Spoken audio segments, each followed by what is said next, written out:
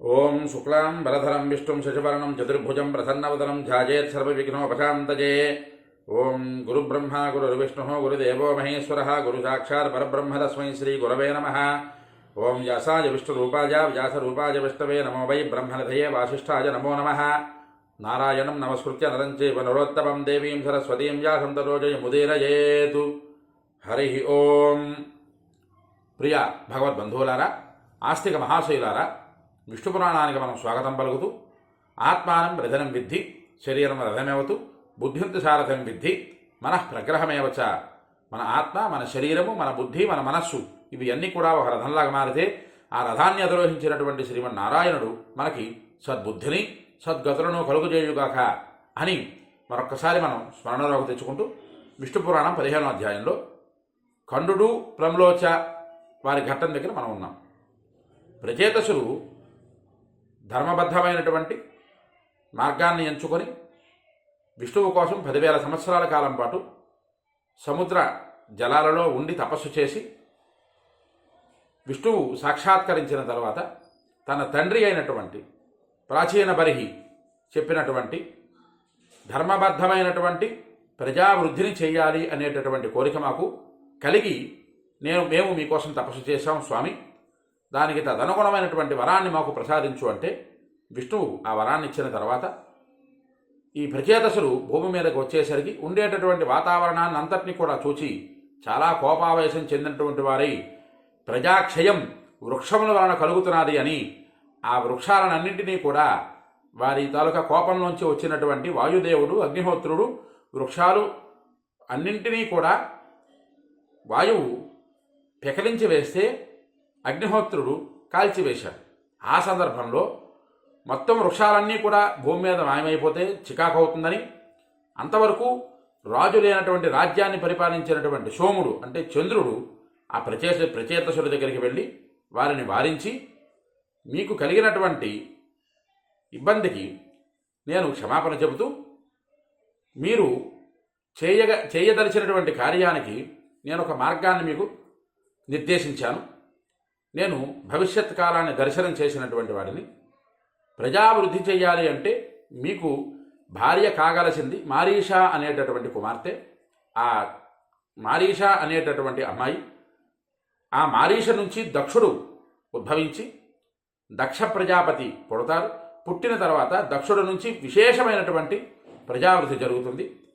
అందువలన ఈ చెట్లన్నీ కూడా ఎంతలాగా పెరిగాయి అనిసని ఆ సోముడు పలుకుతూ ఈ మారీష తాలూకా జన్మ వృత్తాంతాన్ని చెబుతున్నారు సోముడు. ఆ సందర్భంలోనే మారీష తాలూకా తండ్రి ఖండు, తల్లి ప్రమ్లోచ. అది ఎలాగన్నది కిందటి ఘట్టాల్లో మనం చెప్పుకుంటున్నాం.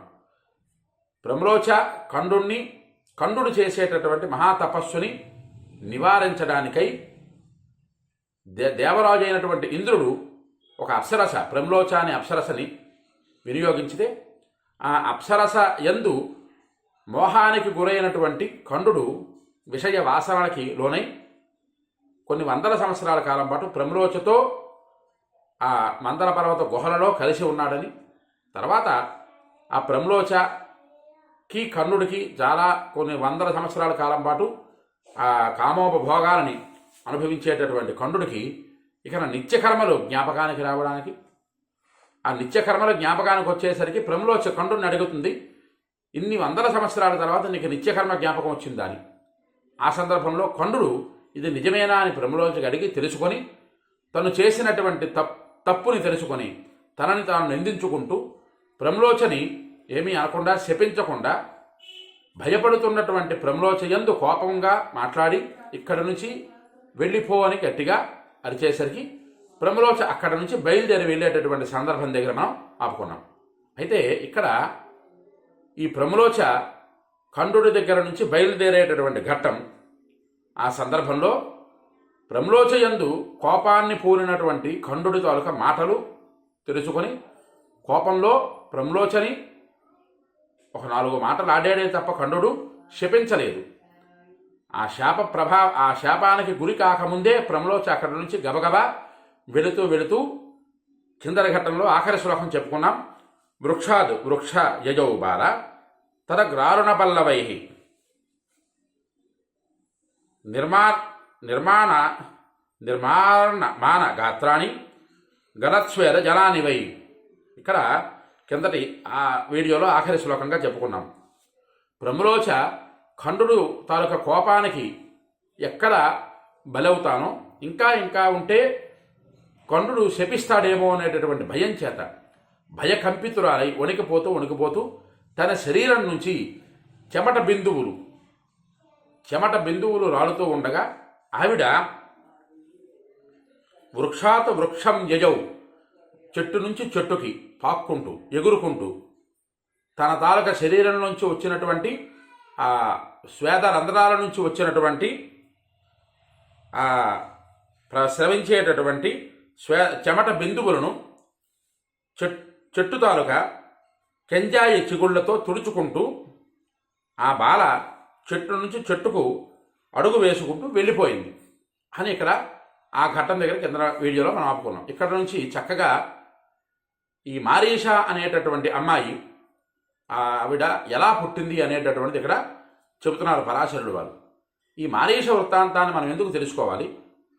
ఈ మారీష వృత్తాంతం తర్వాత ఖండుడు తాలూకా విశేషం ఏమిటైంది? ఇది అంతా కూడా ఇప్పుడు ఈ ఘట్టంలో ఇంచుమించుగా వచ్చేటటువంటి ప్రయత్నం చేద్దాం.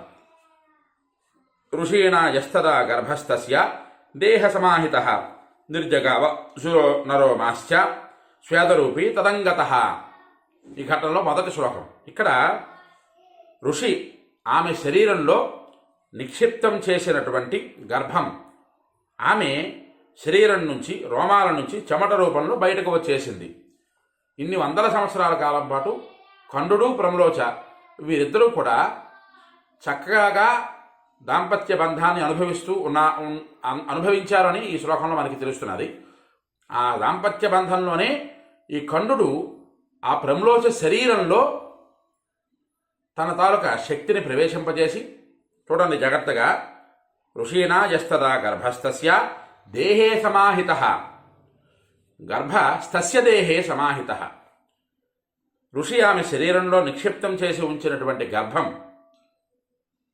ఆమె శరీరంలో ఖండుడు నిక్షిప్తం చేసి ఉంచినటువంటి గర్భం ఆమె శరీరం నుంచి రోమాల నుంచి చెమట రూపంలో బయటకు వచ్చేసింది.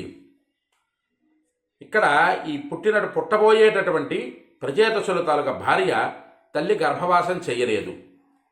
అది జాగ్రత్తగా పట్టుకోండి, జాగ్రత్తగా గ్రహించండి.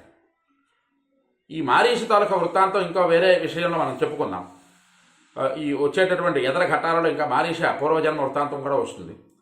ఈ మారీష తల్లి గర్భవాసం చేయకుండా ఉన్నది. ఆమె ఆ ప్రములోచ గర్భంలోంచి బయటకు వచ్చేసింది. ఎలాగా? ఆమె తాలూకా చెమట బిందువుల రూపం నుంచి బయటకు వచ్చేసిందని పరాశరుడు వారు చెబుతూ, తం వృక్ష జగృహుర్గర్భమేకం చక్రేతు మారుత మయా చాప్యాయుతో గోభి సతదా వవృధే శనై అని చెబుతున్నారు. చెట్ల నుంచి స్వీకరించాయి. ఇది చాలా జాగ్రత్తగా పట్టుకోండి. ఇక్కడ అక్షరస్కాలిత్యాలు పురాణంలో ఎందుకున్నాయని మనకి ప్రత్యేకంగా తెలుస్తుంది. ఇక్కడ తం వృక్ష అనేటటువంటి పదం ఇక్కడ పరాశరుడు వాడారు. తం వృక్ష అంటే ఏవైతే ప్రములోచ శరీరంలోంచి ఆ చెమట బిందువులు బయటకు వచ్చేసాయో ఆ చెమట బిందువుల్ని చెట్లు సేకరించాయి. చెట్ల నుంచి అనేటటువంటి పదం ఇక్కడ పడ్డది. అది కొద్దిగా అక్షరస్కాలిత్యాలు ఉన్నాయి. ఆ ప్రములోచ నుంచి వచ్చినటువంటి స్వేద బిందువులు చెమట బిందువులు ఏవైతే ఉన్నాయో వాటిని అన్నింటినీ కూడా చెట్లు సేకరించాయి, అవి స్వీకరించాయి. అలాగే వాయువు ఆ స్వేద బిందువులను ఏకగర్భం చేశాడు. నేను నా కిరణాలచే దానిని పోషించాను, అది నెమ్మదిగా వృద్ధి పొందింది అని ఇక్కడ సోముడు చెప్తున్నారు. ఎవరికి? ప్రచేతసుల వారికి. చెట్లన్నీ కూడా ఆ స్వేద బిందువులను సేకరించాయి, ఒక దగ్గర ఉంచాయి. వాయువు దానిని స్వేద బిందువులన్నింటినీ కూడా ఏకగర్భం చేశాడు. ఏకగర్భం చేసిన తర్వాత ఈ సోముడు తన కిరణాల చేత వాటిని పోషించాడు. ఆ పోషణ ప్రభావమే అవన్నీ కూడా నెమ్మదిగా వృద్ధి పొందాయి అని చెబుతున్నారు. వృక్షాగ్ర గర్భ సంభూత మారీషాఖ్యావరానన తాం ప్రదాస్యంతి ఓ వృక్ష కోపయేష ప్రశామ్యతాం. ఇక్కడ ఆ వృక్షాగ్ర పల్లవ గర్భసంజాత అయినటువంటి ఒక కుమార్తె, ఆమె పేరు మారీష, అదే సుందరవదన అనేటటువంటిది. ఆమెను వృక్షాలు మీకు సమర్పించగలవు, కావున ఈ కోపం విరమించండి అని సోముడు ప్రచేతసులతో చెప్తున్నారు. ఇంత ఘట్టము కూడా ప్రచేతసుల తాలూకా కోపాన్ని వారించడానికి సోముడు చెప్పారు. మీరు కోరుకునేటటువంటి ప్రజాభివృద్ధి చేయడానికి ఒక నారీమణి, ఒక నారీరత్నం మీకు దొరుకుతుంది. ఆమె తాలూకా జన్మ విశేషణాన్ని అంతటినీ కూడా ఇక్కడ పొందుపరిచారు సోముడు. అలాగే ఆ జన్మ వృత్తాంతాన్ని అంతటినీ కూడా పరాశరుడు వారు చెబుతున్నారు. మారీష అనేటటువంటి అమ్మాయి ఖండుడు అనేటటువంటి మహర్షి ద్వారా ప్రమలోచన నుంచి వచ్చినటువంటి ఆ స్వేద బిందువులని చెట్లు సేకరించాయి. అలాగే వాయువు వాటినన్నింటినీ కూడా ఏకగర్భంగా చేశాడు. చంద్రుడు తన కిరణాలతో వాటిని వృద్ధి పొందింపజేశాడు. అవి నెమ్మదిగా ఒకటికొకటి ఆ స్వేద బిందువులన్నీ కలిసి అవి నెమ్మదిగా వృద్ధి పొందాయి అని మనకి చెబుతున్నారు ఇక్కడ పురాణంలో. చూడండి, ఒక గర్భంలో ఒక స్త్రీ గర్భం దాల్చాలి అంటే పురుషుడి తాలూకా శక్తి, ఆ స్త్రీ తాలూకా శక్తి, ఇవి రెండూ కలవాలి. కలిసేటటువంటి సంఘర్షణలో ఒక గర్భం దాల్చి ఒక శిశువు జన్మిస్తారు. జన్మించినటువంటి శిశువుకి మారీష అనేటటువంటి పేరు ఇక్కడ పెట్టారు. పెట్టిన తర్వాత ఖండోరపత్యేమేవం సా వృక్షేభ్యశ్చ సముద్గత మమాపత్యం తథా వాజో ప్రమ్లోచ తనయాచస. ఇక్కడ ఈ సోముడు చెబుతూ ఈ రీతిగా ఆమె ఖండు మహర్షి యొక్క సంతానమైంది. చెట్లు చిగురుల నుండి ఉద్భవించింది. ఆ బిడ్డ వాయునందన ప్రమ్లోచ యొక్క కుమార్తె అని ఆ సోముడు చెబుతున్నారు ప్రచేతసులందరికీ కూడా. సచాపి భగవాన్ ఖండు క్షీణే తపసి సత్తమ పురుషోత్తమాఖ్యాం మైత్రేయ విష్ణో రాజాతనం యయో. ఇక్కడ మారీష పుట్టిన తర్వాత ఖండు పరిస్థితి ఏంటయింది? ఈ ఖండు తాలూకా తపస్సు మొత్తం క్షీణించిపోయింది. మళ్ళా క్షీణించిన తపస్సును వృద్ధి చేయడానికి విష్ణువు యందు ఏకాగ్ర మనస్సు కలవాడైనటువంటి ఖండు మరలా తపస్సు ఆరంభించాడు అంటూ